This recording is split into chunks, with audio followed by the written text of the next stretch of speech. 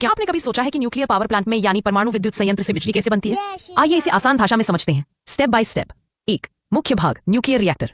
Nuclear power plant का दिल होता है न्यूक्लियर रिएक्टर। यहाँ विशेष ईंधन रॉड्स, फ्यूल रॉड्स होते हैं जो यूरेनियम 235 या प्लूटोनियम 239 से बने होते हैं। इन तत्वों के परमाणु अस्थिर होते हैं और न्यूक्लियर फिशन नाम की प्रक्रिया से गुजरते हैं, जिसमें एक परमाणु दो भागों में टूटता है और बहुत अधिक गर्मी तथा न्यूट्रॉन छोड़ता है।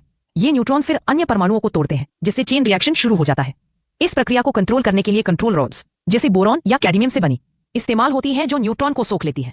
दो, गर्मी और कूलेंट की भूमिका। गर्मी पैदा होती है, उसे कूलेंट जैसे पानी या लिक्विड सोडियम सोख लेता है।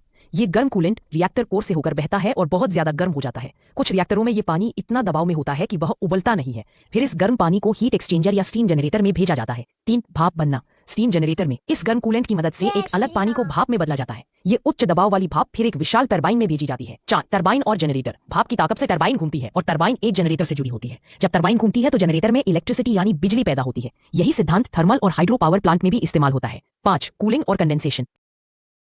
के बाद भाप एक कंडेंसर में जाती है जहां उसे ठंडा किया जाता है।